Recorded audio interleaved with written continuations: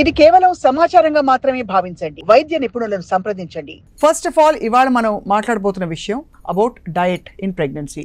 దీప్తి గారు వెల్కమ్ అండి. నమస్కారం. యా, గర్భ సంస్కారం అంటే ఏమిటది? ఇది కేవలం భారతదేశ సంస్కృతికి సంబంధించిందా లేక across the world and across cultures ఉంటుందా? యాక్చువల్లీ ఇది రావటం మన కల్చర్ నుంచి వచ్చిందే అండి, మన భారతదేశం నుంచి స్టార్ట్ అయింది. బట్ ఓవరాల్ చాలా కంట్రీస్ దీన్ని ఫాలో అవుతున్నాయి. Right. So before planning a baby they are planning for themselves first, mentally, physically, emotionally, spiritually. After they are planning a kid. See, మనం ఏ విత్తనం పెడితే అదే వస్తుంది కదా మేడం. అవును. The same thing happens in mother womb also. The same thing happens in father.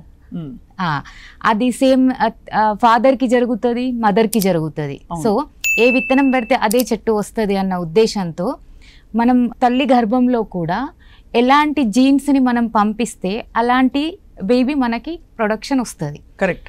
ఇది గర్భ సంస్కార. అంటే బిఫోర్ ప్లానింగ్ ఏ బేబీ గురించి చెప్తున్నాం. వాట్ ఈస్ గర్భ సంస్కార అంటే, గర్భంలో ఉండగానే మన పిల్లలని మనము ఆధ్యాత్మికంగా అండ్ మెంటల్గా, ఫిజికల్గా, ఎమోషనల్గా వాళ్ళని తీర్చిదిద్దడం అండి. రైట్.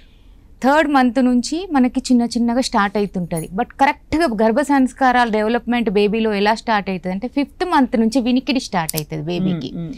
సో మదర్ ఏది చెబితే అది ఖచ్చితంగా వింటారండి. రైట్.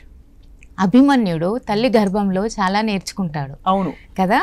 సో ఆ యుద్ధానికి వెళ్ళడం ఎలా, ఆ దారిలోంచి అనే వరకు వింటాడు. ఆ తర్వాత హౌ టు కమ్ అనేది అభిమన్యుడు వినడు. అవును అవును. సో అక్కడ వరకు yes.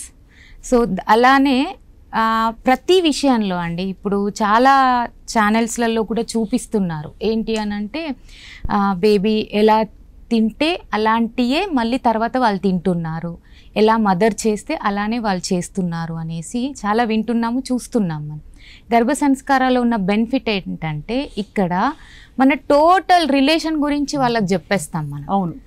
What is mother, what is father, అసలు నానమ్మ ఎవరు, మన తాతయ్య ఎవరు, ఫాదర్ ఇంటికి వచ్చాడు, ఇక్కడ ఫైర్ ఉంది, ఈ రోడ్ క్రాస్ చేస్తున్నాము, ఎలా తినాలి, ఈ రోడ్ ఇలా క్రాస్ చేస్తున్నప్పుడు వచ్చేపోయే వెహికల్స్ని కాన్సన్ట్రేట్ చేయు.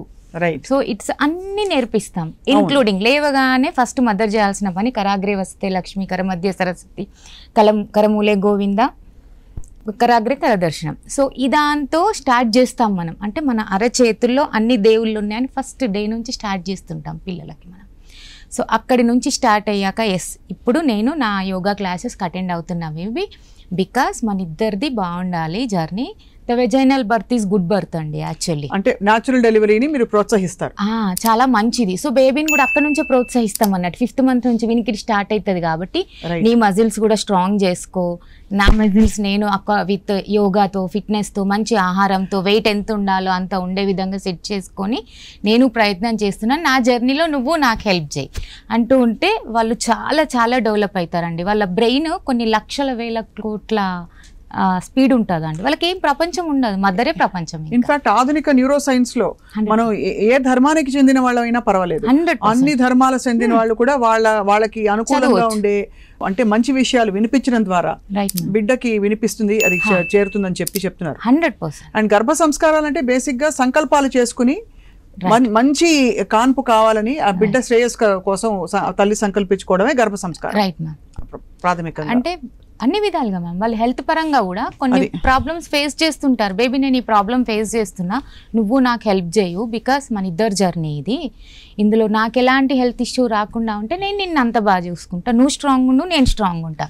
ఇలా మోటివేషన్ కూడా చేస్తూ 9th మంత్ వరకు లాక్కొచ్చిన కేసులు ఎన్నో ఉన్నాయండి నేను. అంటే అలా motivation is very important. Otherwise mother loose అవుతూ ఉంటే బేబీ మూమెంట్స్ కూడా రావు అసలు లోపల. So the brain attacks mother the బేబీకి అటాచ్ అవుతుంది. అది